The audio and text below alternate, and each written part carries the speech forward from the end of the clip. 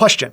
If you did punk rock with a band for years and you wanted to shift over to something like country music and you live in Canada, do you think it's possible to not only get on the charts, but make money with your music, build an enduring fan base, and then really build up a buzz organically without any paid ads? The question is yes, and that's exactly what my student Justin Mattock from the beautiful country of Canada has done, and I'm here to share that story with you. So without further ado, let's jump in. All right, guys, as mentioned, I'm here with Justin way up there in Canada, like complete opposite side of North America right now. I'm down in Florida. He's up in Vancouver. Justin, thank you so much yet again for joining me today. Yeah, no, thank you for having me, man. It's a pleasure to be with you here. It's been a long 2 years. So. Absolutely. It's been surreal because Justin and I, right when the pandemic was shutting everything down, we came across each other and started having conversations on Instagram. He reached out to me and we were just talking music and life. And he let me know, he's like, I got out of a band and was doing punk rock or pop punk. Why don't you tell your story? Like, how did you discover me, I guess? And then where were you in your musical journey between what you had been doing and what you wanted to be doing? Yeah, man. I remember it very vividly, actually. I was up on the deck, just upstairs, we're having a coffee. And I was just kind of going through the videos on YouTube, middle of the pandemic. I just left my band, actually probably about 6 months to 7 months prior to that. And I was kind of, dead in the water with music. I was like, you know what, I'm getting to 25, maybe I'm a bit too old for this. And then I came across your, I think it was 2,000 fans in 60 days or something like that video. Okay. And I just went through the rabbit hole, man. I started watching all of them. And I was like, hey, I'm going to reach out to this guy on Instagram, just see what everything's about. So I shot you a message and it kind of just came together through there, man. I really wanted to get into the country music scene, but going from, punk rock to country is a bit of a jump. It's different everything, right? So, yeah. And Justin's story in a lot of ways is so much like a lot of people out there, 25 years old. The industry has told you time and time again that you're getting too old for this. That you need to make it happen quick. Otherwise, it's never going to happen. And obviously, for most of us, we know that's not true. But Justin went from doing like pop punk stuff with a band, had this passion in his soul and his being to do country music. He's a Canadian. So usually when you think of country music, you think of Nashville, you think of, Texas, you think of different places that are more Southern based America. But just like I worked with Mikey Henderson, overseas, and he's just killing it with country music. Justin is killing it as well. So a couple of years have passed, but where we started, I think is so important. When we started, Justin, you didn't have any country music. Like nobody knew that you even liked country music, let alone you had no singles. Is that accurate? Yeah, exactly. Yeah, I had nothing going on. I had, I think my last release was the band that I didn't even write, actually. I wasn't even on the record. I joined the band and they put out the song and I kind of said, yeah, I'm a guitar player for this band. Yeah. But I had nothing, no soul project stuff, no country experience, nothing, man. So it was start from scratch pretty much. So about 2 years, because I think, like you said, I think it was almost exactly 2 years ago. It's crazy how fast time has flown by. But what was your social media situation looking like around the time we connected? Because I could go look at statistics, but I don't even remember looking at your stuff, 2 years ago. I know where you're at now, but tell the people where that was at. Yeah, so that was still very much the pop punk scene, I guess. I joined a band way back in 2014, I think it was, that had a decent following, but none of it was active. There was people from 6 years ago, 7 years ago, and they didn't want to see my country music stuff. They like punk rock music, right? So yeah. So it was very inactive. Just a lot of friends and family on there. Not much music stuff. I post a picture of me playing guitar every now and then. And it was kind of just dwindling out. I was like, man, maybe I'm done with music. But fast forward to today, it's all music on there. It's all people from across the world. And, you really taught me how to kind of, chase your demographic, right? And that's it. Justin literally just broke down more information than I could even remember in terms of having to turn around an entire social media following, because let's face it, sometimes we build a social media following around an interest like working on cars or fitness, or maybe like Justin, you had a whole different band, a whole different thing going on. And those people don't really care about what you're now interested in, your new venture, because they were so just latched onto what you were doing. So Justin reached out to me, like I said, a couple of years ago. And then we just started going through the process of really stripping away all the noise and getting very clear on who his target audience was and all of that. So from when we started working together to, let's say, a couple of months in to the program, the curriculum, the worksheets, all of that, like, how did everything kind of lay out for you or open your eyes to things? Or, I mean, you tell your story, but how did that impact you? Yeah, man, I think it was really just the kick I needed to get going, the confidence and reaching out to people and kind of doing your thing. And the biggest thing for me was not really caring what people thought. And you were a big advocate of that, right? You know what, just do it, man. If something happens, it happens, right? And yeah, it was really just figuring out how to attack those people, how to kind of mold your fan, right? I remember the biggest worksheet, or not the biggest, sorry, the most important one you gave me was create your own fan, right? So I did hours of research, like who likes country music, who likes my kind of stuff, who likes the bluegrass stuff. And I put together this fan, and it was completely different from what I thought would actually be my fan. Ended up being like a 35-year-old female from like London, England, or something like that. Well, speaking of London, England, Justin, that's a great segue. In 2 years, how many singles have you released? I have released 3 singles so far. Okay, so 3 singles, 2 years. The third ever that you've released, am I wrong or am I right when I say that hit number 5 on the country charts on iTunes in the UK? It did, yes. It was a shock, man. So it was like you, and then like a couple people up was like Keith Urban, like legendary future rock and roll Hall of Fame Keith Urban. I was sitting right above Chris Stapleton at one point. I was like, wow, man, this is absolutely surreal. I got tickets to his concert in a month here, so it was pretty cool seeing that, man. Insane. Yeah, I didn't believe it. My buddy who lives over there, I used to play music with him, actually. He lives in London right now. He sent me a screenshot on his phone, and I was kind of like, "Oh man, that's funny." Yeah, photoshopped. He's like, "No, I'm serious. I saw it in the sidebar of my iTunes." So I went to iTunes. It took me about half an hour to figure out how to change the country on iTunes, and I just made it there. It was surreal, man. Yeah, dude. Well, congratulations on that. I think that's something else that we have to look at, though, is how you took just a couple hundred people, if I remember correctly, on your Instagram. You turned those around and now have built up to over 2,000 people, which a lot of you guys are like, "Oh, that's nothing." But follow me here: 2,000 highly engaged people paying you like $50 a year is the old Kevin Kelly dissertation with 1,000 true fans. You spread that out with 2,000, 5,000 people. I was just having a conversation with another student this last week, and I said, look, if you can get 5,000 people to all give you $20 to $50 a year, you're now making significant 6 figures off your music over 5,000 people. So you are a prime example, Justin, of really building that momentum over 3 singles. You now average over 10 or 12,000 monthly. I mean, obviously it always fluctuates, but over, healthy 5 figures, monthly listeners on Spotify. Your new single that came out less than 4 weeks ago, almost completely organically, mind you, is at over 22,000 streams? Yeah, I think it's 22, 23 today. So it's not to mention the numbers over on Apple Music or iTunes. Okay, now I had to jump in because when I talked to Justin just a couple weeks ago, it was at like 12,000 streams organically. Now look at this, 2 weeks ahead of that, boom. He's at 46,000 streams, almost 47,000. And his songs that he has released, as we were talking about, over 100,000 streams now. Man, you're killing it. Let's get back to our conversation. Yeah, exactly. I've been focusing on Spotify, and the Apple thing was just cherry on the cake, man. It was awesome. But, really speaks volume to kind of what you preach, right? And the biggest thing I took from that course was you only need 1,000 fans spending $100 a year, to make that kind of, right? So that's it's really getting that engagement from the fans, man. You don't need 300,000 fans to kickstart your career, right?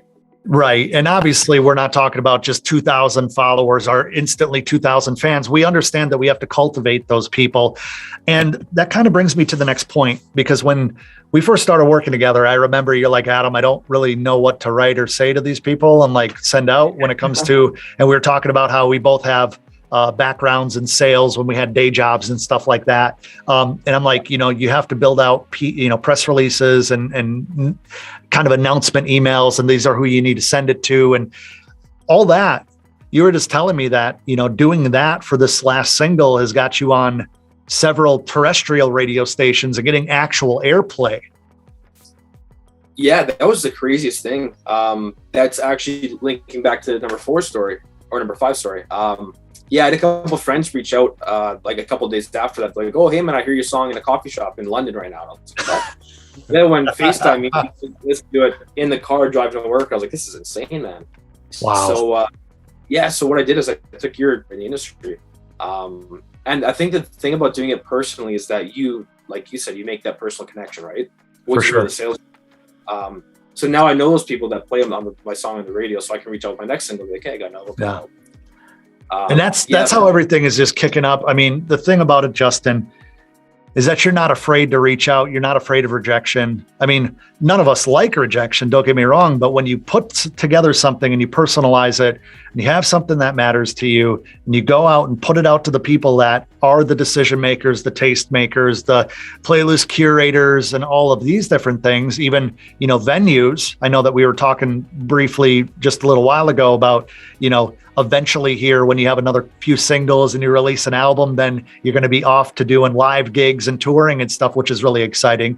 But mindset wise, from when we first got started to now, what has changed in your vision, in your planning, in your preparation, in your outlook of how you're going to actively continue to move your music career forward after being guided versus when we first started talking and you were trying to figure it out on your own?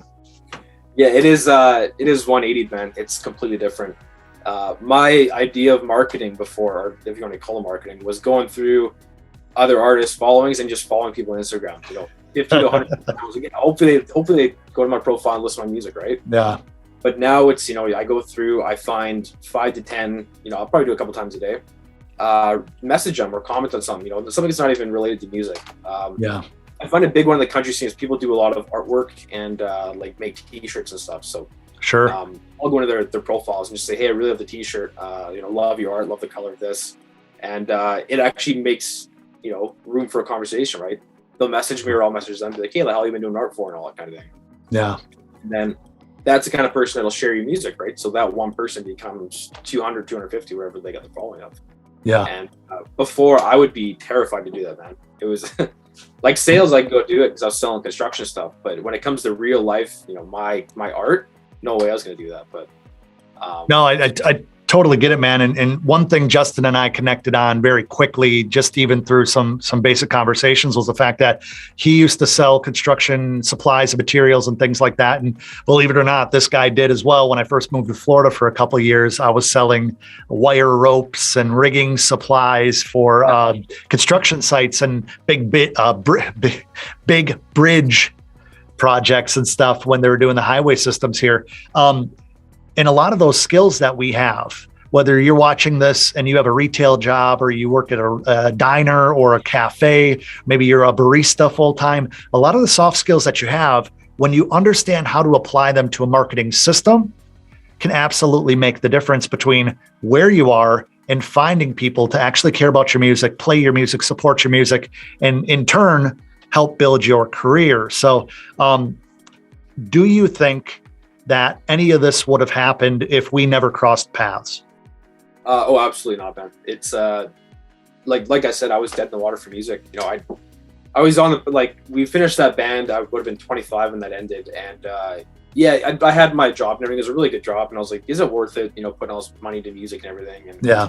So it was gonna be a hobby, and then I saw your videos, and it just switched that day. It was mid-COVID.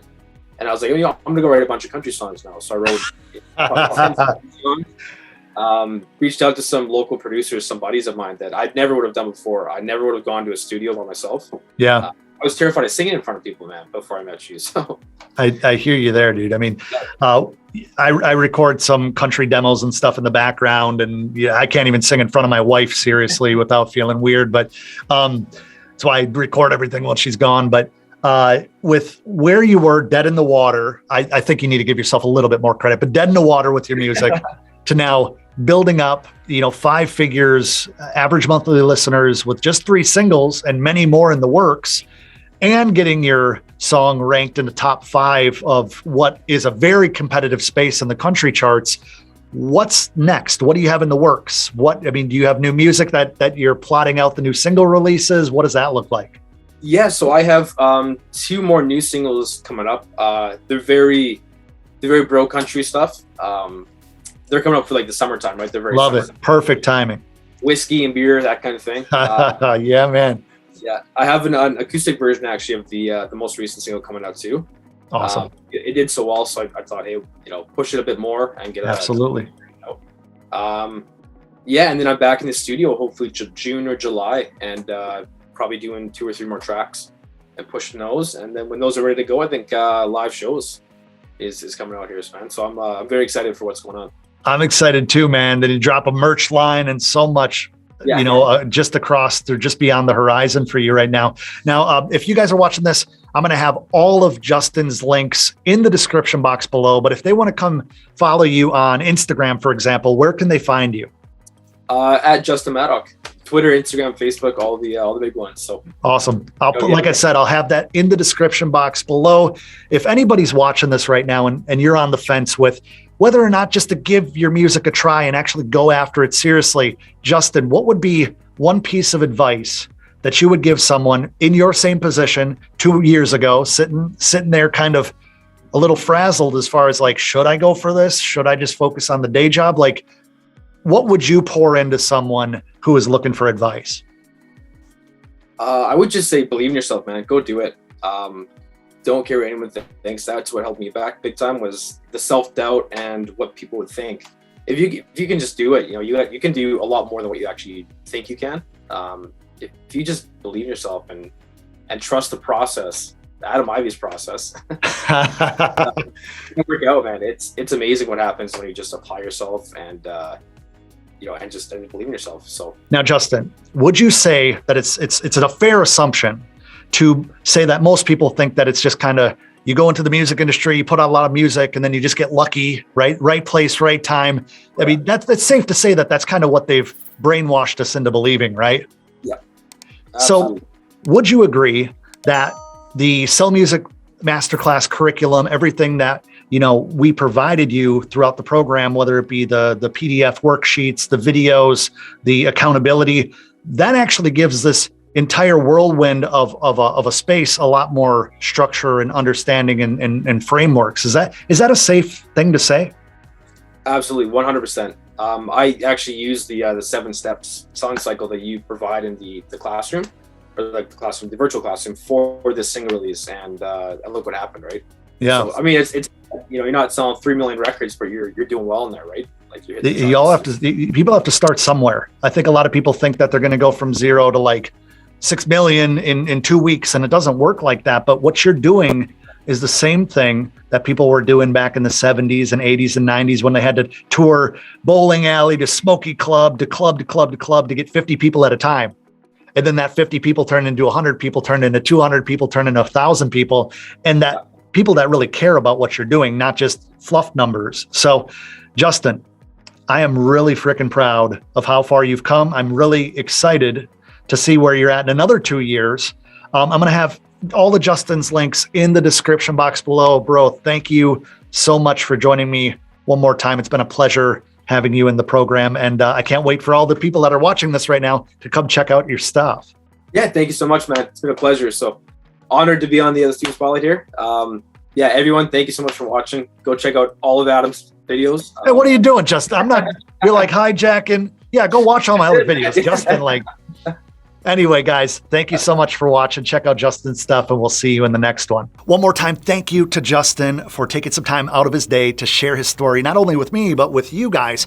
All of his links will be in the description box below. Go show him some love and tell him Adam Ivy sent you. Now, if you want to be in one of these videos, well, you got to be a student. Sellmusic.com. All the links will be under this video. We'd love to share your success story, but that won't happen until we get started. So if that's something that you're interested in, I encourage you to check it out. Now, if you want to watch this video for another success story, I encourage you to do that. Join the channel family here by clicking that little subscribe button, and I'll see you in the next video.